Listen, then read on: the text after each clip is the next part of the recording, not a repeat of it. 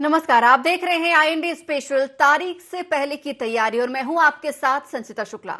जी हां, बीजेपी का उपचुनाव पर फोकस लगातार सामने नजर आ रहा है। सीएम हाउस में मंत्रियों की बैठक भी आयोजित की गई।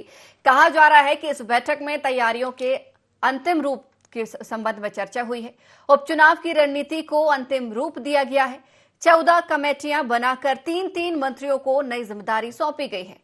सीएम के सख्त निर्देश भी हैं कि संगठन से समन्वय बनाकर मंत्री रखें।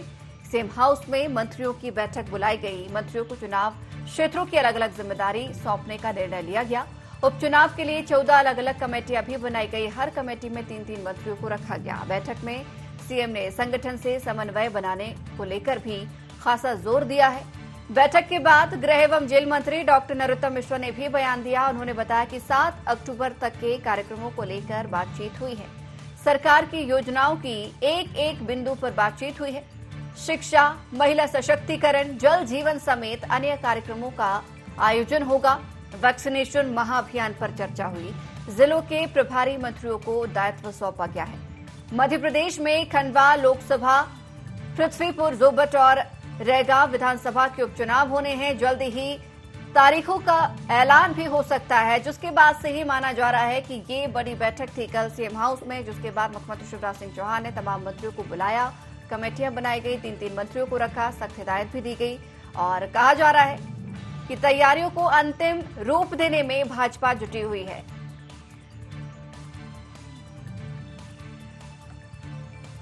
कल्याणकारी कार्यक्रम मध्य प्रदेश की सरकार चला रही है। जनोन्मुखी योजनाएं मध्य प्रदेश की सरकार चला रही है, जो 7 तारीख तक चलने वाली है। उन एक एक योजनाओं का बिंदु शह बातचीत हुई है। जो प्रधानमंत्री जी के जन्मदिन को उनके 20 साल जो पूरे हुए हैं मुख्यमंत्री और प्रधानमंत्रित्व के, जैसे शिक्षा से जुड़ी हुई बात, महिला सशक्तिकरण से जुड़ी हुई बात है, जल जीवन, तारीखें भी हैं इसमें। 29 तारीख है हमारी, 28 तारीख को ये कार्यक्रम है, 27 को ये है, 4 को ये है, 7 को ये। इसमें एक महा वैक्सीनेशन अभियान जी। मध्य प्रदेश हिंदुस्तान में नंबर 1 हो गया फर्स्ट डोज में। अब हम गुजरात से भी आगे हो गए हैं फर्स्ट डोज लगाने में। इसको संपूर्णता की ओर ले जाने के लिए 27 तारीख को जो महा वैक्सीनेशन अभियान चलेगा, उसमें सभी सम्मानित प्रभारी मंत्रियों को अपने अपने प्रभार के जिले की इन योजनाओं की और वैक्सीनेशन अभियान की, वर्चुअल अथवा एक्चुअल, जैसा वो ठीक समझें वैसे एक एक कार्यक्रम की उन्हें सभी प्रभारी मंत्रियों को समीक्षा करनी है जी। जन सुनवाई हमारी प्रारंभ हो गई है, जैसा मुख्यमंत्री जी ने कहा था। सीएम हेल्पलाइन के बारे में बिंदु से बात हुई, समाधान ऑनलाइन के बारे में बात हुई। समाधान ऑनलाइन वही जिसमें सुबह आवेदन दें और शाम को ये काम हो जाने चाहिए। उनकी जो सूची है जितने कामों की, वो हो जाना चाहिए। इसके ऊपर विस्तार से बात हुई। तो सीएम हाउस में हुई कल मंत्रियों की बैठक को बेहद ही अहम माना जा रहा है। उपचुनाव की दृष्टि से देखें तो इससे रणनीति तैयार किया गया। रणनीति को अंतिम रूप देने का दावा यहां पर किया जा रहा है। आपको बता दें कि मुख्यमंत्री शिवराज सिंह चौहान ने मंत्रियों को सख्त हिदायत भी इस दौरान दी है कि संगठन से समन्वय बनाकर रखें। इसके अलावा 14 कमेटियां बनाकर 3-3 मंत्रियों को नई जिम्मेदारी भी सौंपी गई है। आपको बता दें कि महा वैक्सीनेशन अभियान को लेकर भी खास यहां पर चर्चा हुई है। माना जा रहा है कि उपचुनाव की रणनीतियों को अंतिम रूप इस बैठक में दिया गया है। इस खबर को और जानेंगे समझेंगे। हमारे साथ न्यूज रूम से हमारे साथ वरिष्ठ सहयोगी शोएब खान लाइव जुड़ गए हैं। शोएब, कल सीएम हाउस में बैठक बुलाई गई थी, तमाम मंत्री इस बैठक में शामिल हुए थे। कहा जा रहा है उपचुनाव की रणनीतियों को अंतिम रूप इस बैठक में दिया गया है। बिल्कुल संचिता जी के आने वाले समय में 4 सीटों पर उपचुनाव होना है और उपचुनाव को लेकर बीजेपी की जो तैयारियां हैं वो फिलहाल अंतिम रूप में दिखाई दे रही हैं। कल जिस तरह से देर शाम तक मुख्यमंत्री निवास पर शिवराज सिंह चौहान ने सभी मंत्रियों के साथ बैठक ली थी और ये बैठक उपचुनाव से को लेकर भी थी। फिलहाल देखिए मध्य प्रदेश की एक लोकसभा जो सीट है उस पर जो उपचुनाव होना है। इसके अलावा देखिए 3 विधानसभा सीट है। फिलहाल देखिए अलग अलग करीब कमेटियां बनाई गई हैं, 14 ऐसी कमेटी रहेंगी और 3-3 जो मंत्री हैं उनको जिम्मेदारी यहाँ पर सौंपी गई है। फिलहाल स्थानीय जो कार्यकर्ता जो नेता हैं उनके साथ अब जो मंत्री हैं वो बैठक करेंगे, अपनी जिम्मेदारी निभाएंगे और उसके बाद जो बूथ लेवल के जो कार्यकर्ता जो स्थानीय नेता रहेंगे वो अपना कार्य करेंगे। फिलहाल देखिए यहाँ पर सभी को जिम्मेदारी दी गई और उपचुनाव काफी अहम है बीजेपी के लिए, क्योंकि दमोह उपचुनाव की बात किया तो जिस तरह से शिकस्त यहाँ पर कांग्रेस के हाथ उनको मिली थी और उसके बाद जो है अब उपचुनाव जो है उनकी तैयारियों में बीजेपी दिखाई दे रही है। फिलहाल देखिए मध्य प्रदेश सरकार और केंद्र सरकार की जो योजना है उन योजनाओं का भी बखान इन मंत्रियों को जनता के बीच में जाकर करना है। जन दर्शन यात्रा भी देखिए जिस तरह से निकाली जा रही है, फिलहाल आज भी रेगांव का शिवराज सिंह चौहान का दौरा है और वहां पर भी आज जनता को संबोधित वो करेंगे और जो योजनाएं मध्य प्रदेश की चलाई जा रही हैं हितग्राहियों को उनका कितना लाभ मिल रहा है। फिलहाल देखिए शिवराज सिंह चौहान एक्शन में भी नजर आ रहा है, क्योंकि हाल ही में भी कई अधिकारियों के खिलाफ भी उन्होंने की तरफ से कार्रवाई भी की गई है जहां पर कमी देखने को मिली है। फिलहाल समन्वय बनाने की भी बात की गई है संगठन से, जिस तरह से अगर स्कूल शिक्षा मंत्री की यहाँ पर बात की जाए इंदर सिंह परमार, तो उनकी तरफ से कुछ जो कार्यकर्ता थे उनके साथ उनकी भेदभाव यहाँ पर अभद्रता जो है वो देखने को मिली थी। उसके बाद जब शिकायत हुई है तो संगठन के साथ समन्वय बनाने की जो है मंत्रियों को जरूरत है। इस तरह के दिशा निर्देश शिवराज सिंह चौहान ने दिए हैं। लगातार जो बैठकें हैं संचिता वो बीजेपी कार्यालय में देखने को मिल रही है। प्रदेश अध्यक्ष की बात की जाए या अन्य जो नेता हैं संगठन के, वो कार्यकर्ताओं के साथ हर रोज बैठक ले रहे हैं। अलग अलग जिलों में भी बैठक देखने को मिल रही है। जिस तरह से देखिए कांग्रेस भी संगठन को मजबूत बनाने में लगी हुई है। जिस तरह से पीसीसी में कार्यालय में रोज जो है एक बैठकों का दौर देखने को मिलता है। कांग्रेस के भी जो वरिष्ठ नेता हैं वो अपने कार्यकर्ताओं जो विधायक उनके साथ बैठक करें, उसी तरह अब जो है शिवराज सिंह चौहान भी अपने जो मंत्री हैं उनके साथ बैठकें कर रहे हैं। इसके अलावा देखिए 27 सितंबर को भी महा वैक्सीनेशन अभियान चलाना जाएगा।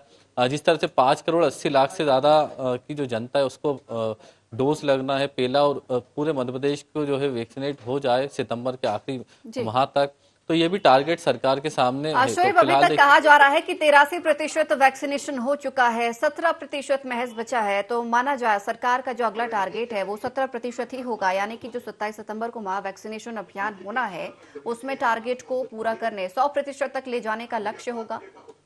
बिल्कुल देखिए टारगेट अचीव करने की बात सरकार कर रही है और इससे पहले जो टारगेट सरकार ने रखे अभियान चलाकर वैक्सीनेशन के उस पर अचीव भी किया है। फिलहाल पहला डोज की जो है कई ऐसी ग्राम पंचायत कई ऐसे जिले जहां पर वैक्सीनेट पहला डोज हो चुका है। इसके अलावा दूसरे डोज को लेकर भी जो है अभियान शिवराज सिंह चौहान चला रहे थे। देखिए इन तमाम मुद्दों के को लेकर ही बीच में वो जनता के जा रहे हैं, क्योंकि वैक्सीनेशन भी एक सरकार का बड़ा मुद्दा है, क्योंकि जिस तरह से कहा जा रहा है कि मुफ्त वैक्सीन जो है जनता को दी जा रही है और केंद्र सरकार हो या मध्य प्रदेश की सरकार हो, क्योंकि पहली और दूसरी लहर में जिस तरह से हालात मध्य प्रदेश के देखने को मिले तो उसके बाद सबसे बड़ा जो उपाय है वो वैक्सीनेशन ही कोरोना से जीत के लिए माना गया था। तीसरी लहर सितंबर माह तक आने की बताई गई थी, आशंका जताई जाती थी, लेकिन फिलहाल अब जो स्थिति है मध्य प्रदेश की काफी बेहतर है, काफी कम केस हैं। लेकिन देखिए उपचुनाव को लेकर अब जो है बीजेपी का सबसे ज्यादा फोकस है, क्योंकि दमोह उपचुनाव बिल्कुल जाहिर सी बात है, यहाँ पर बीजेपी अब फूक कर कदम रखेगी। जिस तरीके से लगातार बैठकें हो रही हैं, दौरे हो रहे हैं, ये साफ जाहिर है कि तैयारी को अंतिम रूप ही दिया जा रहा है। शोएब, बहुत बहुत धन्यवाद हमारे साथ जुड़ने के लिए, इस खबर पर चर्चा करने के लिए। इस चर्चा को आगे बढ़ाएंगे, लेकिन उससे पहले मेहमानों से आपको रूबरू करा देते हैं। हमारे साथ उमेश शर्मा बीजेपी प्रवक्ता जुड़े हुए हैं, अवनीश बुंदेला कांग्रेस प्रवक्ता हमारे साथ जुड़े हुए हैं। आप दोनों का ही बहुत बहुत स्वागत है INA 24 में। उमेश जी, आपके पास सबसे पहले आना चाहूंगी, कल सीएम हाउस में मंत्रियों की बैठक बुलाई गई, कहा जा रहा है कि तैयारी पूरी है, अंतिम रूप दिया गया। मंत्रियों की बैठक नहीं बुलाई गई थी, उन मंत्रीगण को बुलाया गया था जो उपचुनाव क्षेत्र में संगठन की ओर से जिनको जिम्मेदारियां दी जा रही हैं या संगठन ने तय करा है कि इन क्षेत्रों के अंदर मंत्री के नाते संगठन की ओर से ये काम देखेंगे। तो ऐसे जो मंत्रीगण थे उनको आमंत्रित करा गया था। और भारतीय जनता पार्टी में संचिता जी, चाहे मंत्री हो, विधायक हो, सांसद हो, माननीय मुख्यमंत्री हो या प्रधानमंत्री हो, सभी की श्रेणी एक होती है कि वे सभी कार्यकर्ता भाव से काम करते हैं। तो कल जिन मंत्रियों को बुलाया था वे भी कार्यकर्ता के नाते वहां पर आमंत्रित करे गए थे और उनके पास जो कार्य है मंत्रिमंडल का, उस कार्य के अनुसार उनकी क्या उपयोगिता इन उपचुनाव क्षेत्रों में हो सकती है, इस दृष्टि से उनको आमंत्रित करा गया था। भारतीय जनता पार्टी इन उपचुनाव को लेकर बहुत गंभीर है।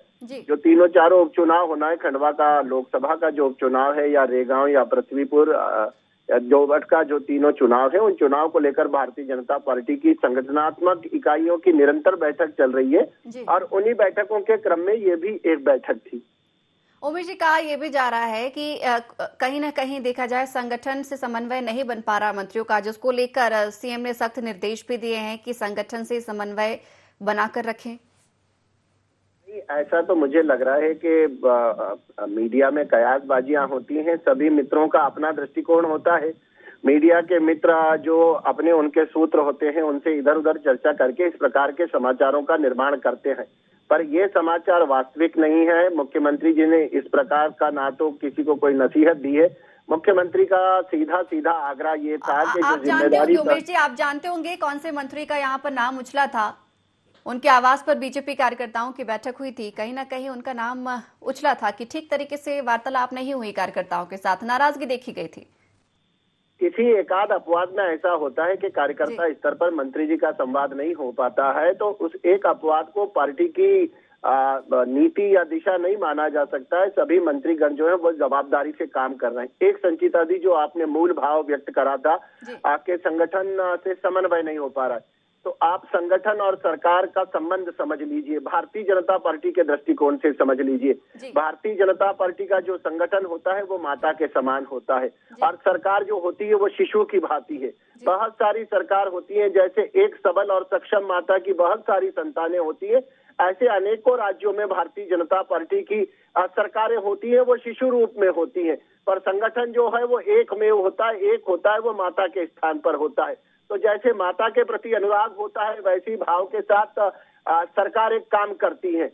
और जिस तरह से शिशु को पुष्ट करना चाहिए, हमारा शिशु कैसे कांतिवर्ण रहे, मेरा शिशु कैसे सबल बने, मेरा शिशु कैसे सक्षम रहे, मेरा शिशु समाज जीवन के अंदर अपने दायित्व का निर्वहन और निरूपण इस प्रकार का करे कि हमारे कुल को यश गौरव प्राप्त हो, ये भाव जिस प्रकार एक माता का होता है, वैसे ही भारतीय जनता पार्टी संगठन का भाव है कि हमारी जो सरकारें हैं वो समाज जीवन में जनता के कल्याण के लिए प्रतिबद्धता के साथ काम करें। अवनीश जी भी हमारे साथ जुड़े हुए हैं, अवनीश बुंदेला जी। अवनीश जी, आपसे भी समझना चाहेंगे, जिस तरीके से बीजेपी लगातार तैयारियां कर रही है, कल 14 कमेटियां भी मंत्रियों की बनाई गई हैं, वो भी अब चुनावी क्षेत्रों में जाकर दौरा करेंगी, जिम्मेदारियां संभालेंगी। कांग्रेस की क्या तैयारी देखते हैं, कांग्रेस की क्या तैयारी है? देखिए, कांग्रेस की तैयारी अपनी जगह पूर्ण रूप से है। कांग्रेस अपने संगठन प्रभारी, अपने जिन विधानसभा क्षेत्रों में चुनाव होना है वहाँ पूर्व मंत्री, कुछ वरिष्ठ विधायकों को हम बकायदा नियुक्त कर चुके हैं और दौरे हमारे रेगुलरली चल रहे हैं और सारा काम चल रहा है। लेकिन सबसे पहले तो मैं बड़ा खेद प्रकट करना चाहूंगा कि ये चारों जो उपचुनाव हो रहे हैं, ये बड़े दुखद है कि ये चारों उपचुनाव जो हैं ये बड़ी ही जो विभीषिका आई थी प्रदेश में, अभी भी तीसरी लहर की कभी भी आहट हम सुनाई हमको देती है, आ भी सकती है और मरीज बढ़ भी रहे हैं दिन पे दिन, मलेरिया भी है। तो उन सब के कारण आप देखें तीनों विधानसभा लोकसभा सभी जगह, चाहे वो भाजपा के हों चाहे कांग्रेस के हों, सारे तीनों विधायकगण और एक सांसद जो थे वो ईश्वर को प्यारे हो गए। इस कारण से चुनाव हो रहे हैं। तो मैं कहूंगा ये बड़ा दुखद है कि, लेकिन ठीक है, संवैधानिक व्यवस्था है, हमको चुनाव में जाना है, तो कांग्रेस पार्टी भी चुनाव के लिए पूरी तरह से तैयार है और हम चुनाव के साथ साथ हम जनता की परेशानियों को और उनकी जनता की आवाज को भी मुखरता से उठाने का प्रयास कर रहे हैं। आज भी हम देखें तो आज हमारा जिले स्तर पर पूरा विरोध प्रदर्शन है, सारे दलों के साथ मिलकर एक प्रदर्शन है और आपने देखा निरंतर हम प्रदर्शन कर रहे हैं। लेकिन हाँ, एक बात का मुझे आश्चर्य होता है कि ये किस तरह का संगठन है। क्या भाजपा के तीन ही काम रह गए, बैठक, भोजन और विश्राम? इसके अलावा सत्ता पक्ष की कोई जिम्मेदारी नहीं होती है क्या? आप सत्ता में बैठे हो क्या पूरे टाइम बस आप अपने संगठन के विकास के लिए, सुधार के लिए काम करते हो क्या? आपको प्रदेश की सड़कों की जरा भी आपको चिंता नहीं कि सड़कों की हालत क्या है आज की तारीख में? आपको प्रदेश में बिल्कुल भी चिंता नहीं कि हम स्वास्थ्य सुविधाओं की तरफ ध्यान नहीं दे पा रहे हैं। आप देखें वहां भी कहीं कुछ नहीं है। प्रदेश में महंगाई निरंतर बढ़ती जा रही, डीजल पेट्रोल के भाव निरंतर बढ़ते जा रहे हैं और निरंतर बहु बेटियों की इज्जत भी लूटी जा रही है। निरंतर आप देखें आदिवासियों पर जुल्म और अत्याचार निरंतर बढ़ रहे हैं, चाहे वो नेमावर हो, चाहे वो नीमच हो, बालाघाट हो, इस तरह की घटनाओं की पुनरावृत्ति हो रही है। जातिगत असंतुलन भी पैदा हो रहा है। आपने देखा होगा ग्वालियर क्षेत्र में देखें गुर्जर राजपूत समाज के बीच विवाद की स्थिति चल रही है। तो ये सब क्या है? मेरे कहने का तात्पर्य बस इतना है कि साहब इन सब के बीच में आप ठीक है, ये तो हमको मालूम कि भाजपा सदैव चुनावी मोड में रहती, जन उम्मीदों या जनता की परेशानियों से उसको कहीं कोई सरोकार नहीं है। उसने कभी इस बात की फिक्र और चिंता भी नहीं की। वो सिर्फ अपनी सत्ता बचाने के लिए, अपने संगठन के विकास के लिए ही काम करते हैं और उस तक ही सीमित रहते हैं। हमने देखा अभी इनकी यात्रा निकली, आज सिंधिया जी जन आशीर्वाद यात्रा लेकर आए। जनता ने भी पूछा साहब किस बात का आशीर्वाद लेकर आए? जहां लाखों लोग कोरोना की दूसरी लहर में मारे गए, क्या उस बात का आशीर्वाद आप लेने आए? उसके बाद शिवराज जी को भी लगा कि मैं ना पिछड़ जाऊं, शिवराज जी जन दर्शन यात्रा लेकर चले गए और अभी सुना है अभी ये कोई स्वराज अभियान भी चला रहे हैं।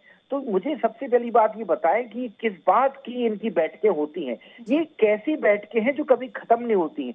कल ही शाहजहांपुर में आपको याद होगा, शाहजहांपुर में एक किसान ने जहर खाया, कर्ज में डूबे किसान ने, उसकी पत्नी ने भी जहर खाया लेकिन उसको बचा लिया, लेकिन उस घटना में किसान उसकी बेटी की मौत हो गई। आप देख लें कल 4 साल की बच्ची के साथ ग्वालियर में बलात्कार किया उसकी, मतलब आप कैसे इतनी बैठकें कर लेते हैं? आपको शर्म आनी चाहिए। अवनीश जी आपकी बात का जवाब मैं उमेश जी से लूंगी, लेकिन हमारे साथ वरिष्ठ पत्रकार संदीप पौराणिक जी भी जुड़ गए हैं। संदीप जी से भी आपका परिचय करा दें। संदीप जी बहुत स्वागत है आपका INA 24 में। सर आवाज मिल पा रही है हमारी आपको? हाँ, आ रही आवाज आ रही है जी। सर कल मुख्यमंत्री शिवराज सिंह चौहान ने सीएम हाउस में बैठक बुलाई थी कुछ मंत्रियों की, जहां पर चुनाव होने हैं और कहा जा रहा है कि जिम्मेदारियां भी दी गई हैं। कैसे देखते हैं इस बैठक को? चुनावी मूड में बीजेपी हालांकि रही है, लेकिन अब कहा जा रहा है कि जिम्मेदारियों को भी अंतिम रूप दिया जा रहा है। देखिए, बड़ी बात सीधी सी है कि राजनीतिक दल हैं वो अपनी राजनीतिक गतिविधियां जारी रखेंगे। सत्ता पक्ष का जो संगठन होता है वो संगठन के लिए, कार्यकर्ताओं की मजबूती के लिए और जमीन पर जाकर काम करता है। विपक्ष का काम है सरकार की खामियां उजागर करना, जनता का साथ देना और जनता के हित में आंदोलन करना। 2 चीजें होती हैं।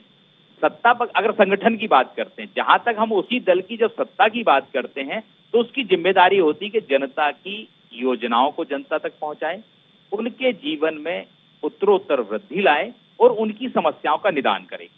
ये राजनीतिक दलों के अपने बयान हो सकते हैं, वो अपनी अपनी बातें कहते हैं, लेकिन आप एक चीज मान के चलिए कि सत्ताधारी दल हो, उसका संगठन है तो संगठन का काम संगठनात्मक है। विपक्षी दल है तो उसका विपक्षी दल का संगठनात्मक काम है। सत्ता पक्ष का काम है जनता के जीवन में बदलाव लाने का। क्या वाकई में बदलाव आ रहा है, ये तो जनता ही बता सकती है। जहां तक बात यह है कि अगर जनता उससे संतुष्ट नहीं है तो उसे सड़क पर भी आना होगा। उसे साथ मिलता है विपक्ष का। सवाल ये उठता है कि अगर हम करेंगे कि विपक्ष ये भूमिका निभा रहा है तो कांग्रेस के मित्रों को ये बुरा लगता है कि शायद ऐसा क्यों कहा जा रहा है। लेकिन मूल कहानी ये है, क्या संगठन वो काम कर रहा है कांग्रेस का जो उसे भूमिका निभानी चाहिए? क्या वो ट्विटर पर सक्रिय रहेगा? क्या वो बैठकों तक सक्रिय रहेगा? कोई बताए कि महीनों में या सालों में कितने बड़े आंदोलन होते हैं। हमेशा विपक्ष की भूमिका जनता की भूमिका निभाने की होती है। मुझे ऐसा लगता है कि मध्य प्रदेश में बीजेपी और सत्ता पक्ष सहज इसलिए रह पा रहा है कि कांग्रेस को जिस तरह से विरोध करना चाहिए उस तरह से वो विरोध नहीं कर पा रहे हैं, जनता की आवाज नहीं बन पा रहे हैं। क्योंकि विपक्ष की, हमें याद होगा कि अगर पेट्रोल का कीमत 1 रुपए बढ़ती थी तो बीजेपी क्या हालत कर देती थी देश में।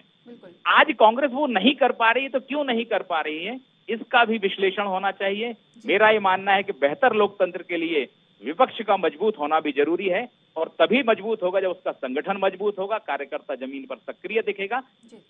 बीजेपी से कांग्रेस को सीख लेने की जरूरत तो है और बीजेपी चुनावी मोड में रहती है, वो हमेशा दिखती है, करती है, वही कुछ हो रहा है इस समय। जी उमेश जी आपके पास आना चाहूंगी। उमेश जी, बैठकों को लेकर कई सारे सवाल खड़े हुए हैं।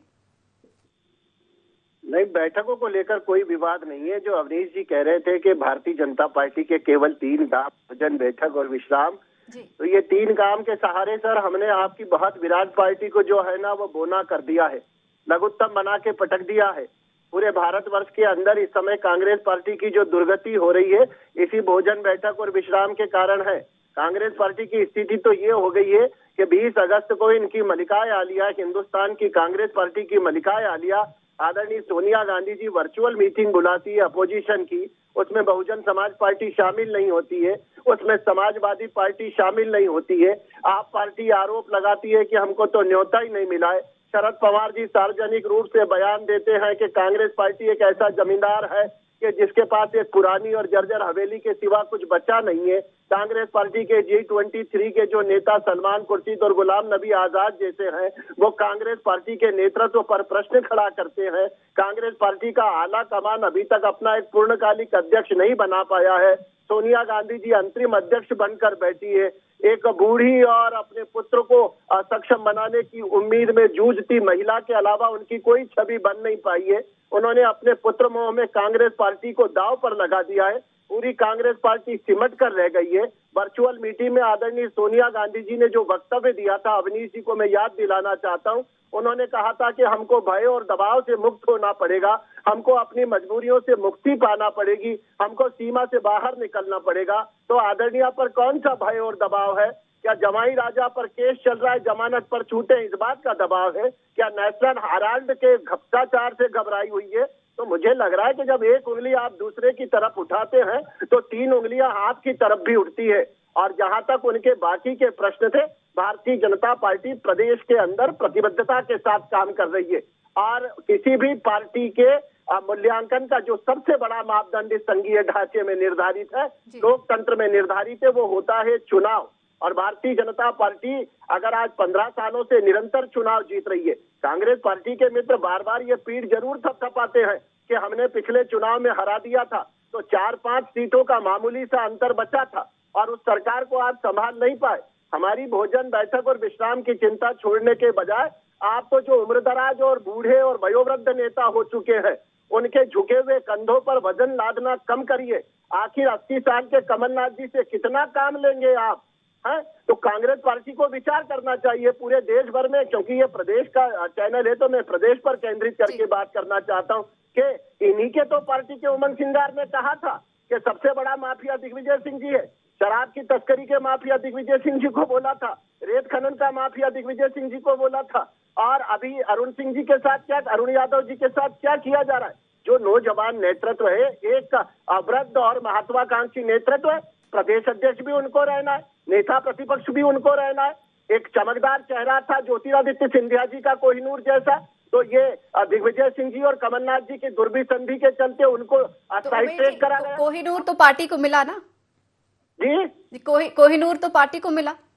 हाँ, कोहिनूर हम तो हर एक कार्यकर्ता का मूल्यांकन करना जानते हैं। हमको लगता था कि एक बहुत श्रेष्ठतम कार्यकर्ता के रूप में ज्योतिरादित्य जी है। भारतीय जनता पार्टी ने बाहें फैलाकर उनको छाती से लगाया है और उन्होंने भी भारतीय जनता पार्टी के मापदंडों पर खरा उतर कर ये सिद्ध करा है कि कांग्रेस पार्टी में जो कुछ घटनाक्रम उस समय घटा था, कंधे से कंधा, कदम से कदम मिलाकर सरकार बनाने वाले व्यक्ति के साथ जो सरकार बनाने में शामिल नहीं था। जो दिग्विजय सिंह जी ये कहते थे कि मेरे नाम पर वोट नहीं मिलेंगे, मेरी दुकान मंगल हो गई है, मेरी दुकान पे ताला लग। की भी अवनीश जी क्या कहेंगे? कई सारे सवालों की बौछार हुई है। देखिए, ये तो बड़ी दूर दूर गए, तो मैं कहना चाहूंगा इनके जलालुद्दीन अकबर मोहम्मद बिन तुगलक इस समय अमेरिका की यात्रा पर गए हैं। वहां पर ये महिलाओं की तो इज्जत करते ही नहीं है। ये सोनिया गांधी पर हमेशा से उंगली उठाते हैं। एक विधवा महिला जो कि 70 साल की हो गई, जो कि बीमारी से ग्रसित है, उसके ऊपर ये गाली देते हैं, उसको उंगली उठाते हैं। ये इनके हिंदू धर्म के संस्कार हैं। और इनके जो जलालुद्दीन अकबर जो अमेरिका की यात्रा पर गए छतरी लेके, लाल बहादुर शास्त्री जी की नकल करके, वो भी वहां पर कमला हैरिस के साथ फोटो खिंचवा रहे हैं, जबकि उसी के खिलाफ प्रचार करने गए थे ट्रंप के समर्थन में, केम चो ट्रंप। ठीक है, तो अब मैं कहूंगा ये जो कह रहे हैं कोहिनूर सा ही, वो कोहिनूर इनको मुबारक हो। वैसे ये वही कोहिनूर है जिसका संघ ने, भाजपा ने जीवन भर विरोध किया। जीवन भर इन्होंने उसको महारानी लक्ष्मीबाई का हत्यारा माना है और आज वो कोहिनूर हैं। तो कोहिनूर जहाँ इनको लगता है चिपका लें, या जहाँ इनको लगता है वहां लगा लें, अपने शरीर में लगाए रहे कोहिनूर को। हम तो ये कहते हैं साहब, अगर वो कोहिनूर होते, और पहली बात तो ये बताता हूँ आपको, कोहिनूर बड़ा ही अपशगुन रहा है। आप जानकारी कर लें, कोहिनूर जिसके साथ रहा है वो बर्बाद हुआ है, पहली चीज। और दूसरी चीज, मैं वरिष्ठ पत्रकार जी को सुन रहा था, अब ये अलग बात है, वो मेरे बहुत सम्मानित हैं, मैं तो बहुत इज्जत करता हूँ संदीप भैया की। मैं उनसे वही कहूंगा, साहब विपक्ष पूरा अपना काम कर रहा है पुरानिक साहब, लेकिन क्या है, विपक्ष के साथ आप हमारे साथ नहीं हो, वो हमें मालूम है, आप दबाव में हो, आपकी नियत में कहीं खोट नहीं है, चौथे स्तंभ की कहीं खोट नहीं है। अवनीश जी, गलत फहमी है आपकी, कोई किसी के दबाव में नहीं है, सभी स्वतंत्र हैं। एक अंतिम प्रतिक्रिया संदीप जी की। संदीप जी, क्या कहेंगे इस पर आप? देखिए, अवनीश जी की बात का मैं जवाब देना चाहूंगा। जब हम आपकी बात करें तो आपको बेहतर लगता है, जब हम आपकी कमियां की बात करें तो आपको बुरा लगता है और दबाव की बात कहने लगते हैं। अवनीश जी, ऐसा है नहीं जो आप लोग सोचते हैं। कई बार क्या होता, हमारा चश्मा गड़बड़ होता है, आईना ठीक होता है, तो हमें कोशिश करना चाहिए चश्मा भी हम बदल लें। जहां तक बात है ये है कि बीजेपी की, मैं ये स्वीकारने में कभी संकोच नहीं करना चाहिए किसी को कि उनका संगठन जमीन पर काम करता है। हमेशा वो टीम जीतती है जो हार के कारणों की समीक्षा करती है, वो ये देखती है कि जीतने वाले ने आखिर किया क्या जो हम नहीं कर पा रहे। तो जीत की जब तक ललक आप पैदा नहीं करेंगे, आप दूसरे की टीम से सीख नहीं लेंगे, अपनी कमियों को नहीं सुधारेंगे, तब तक आप जीत के पैमाने पर खरा नहीं उतर पाएंगे। इसलिए मुझे लगता है कि कांग्रेस को भी सीख लेने की जरूरत है। और बार बार जो मीडिया पर आरोप लगाए जाते हैं कि दबाव में हैं, भूल जाते हैं लोग कि जब शिवराज सरकार के खिलाफ लोग लिखते हैं, मोदी सरकार के खिलाफ लिखते हैं, तो तब आपके मुंह में भी गुड़ क्यों आ जाता है। तो ये सोचना पड़ेगा आपको। मेरे हिसाब से कभी भी दूसरे की तरफ उंगली उठाने से पहले, मीडिया की तरफ उंगली उठाने से पहले सोचना चाहिए। बिल्कुल ठीक है सर, आपकी बात से पूरी तरह से सहमत हूँ। कहीं ना कहीं देखा जाए तो कमी दोनों ही पार्टियों में अपनी अपनी जगह पर नजर आती है, लेकिन ये इन पार्टियों को ही देखना है कि उन कमियों को कैसे पूरा किया जाए। लेकिन हमारा काम है स्वतंत्रता से दोनों ही पार्टियों से सवाल करना, वो हम बखूबी कर रहे हैं। बहुत बहुत धन्यवाद, हमारे साथ आप तीनों मेहमान जुड़े, इस चर्चा में आप तीनों शामिल हुए। तो कल सीएम हाउस में मंत्रियों की बैठक बुलाई गई थी। कहा जा रहा है कि उपचुनाव की रणनीति को अंतिम रूप दिया गया था, कमेटियां बनाकर मंत्रियों को जिम्मेदारी सौंपी गई है और सीएम शिवराज ने कल सख्त हिदायत भी यहां पर मंत्रियों को दिए हैं कि संगठन से समन्वय बनाकर चलें। और वही बात करें अगर हम कांग्रेस की, तो कांग्रेस की भी तैयारियां पूरी मानी जा रही हैं कि कांग्रेस भी अपनी तैयारी पूरी कर रही है। दमोह उपचुनाव की तर्ज पर यह चुनाव भी लड़ने की कोशिश यहां पर कांग्रेस की जारी रहेगी। लेकिन कहा यह भी जा रहा है कि जिन मुद्दों को लेकर कांग्रेस को बुलंदी से, सख्ती से आवाज उठानी चाहिए, मुद्दे बनाने चाहिए, कहीं ना कहीं कुछ कदम वो पीछे खींचते हुए नजर आ जाती है। लेकिन देखने वाली बात होगी कि जिस तरीके से दोनों पार्टियां उपचुनाव की तैयारियों में लगी हुई हैं, कैसे और इसका अंतिम रूप दिया जाता है, किस तरीके से अपनी अपनी सक्रियता मैदान में पार्टी उतारती हुई नजर आती है। तो IND स्पेशल में फिलहाल इतना ही। बने रहिए IND 24 के साथ।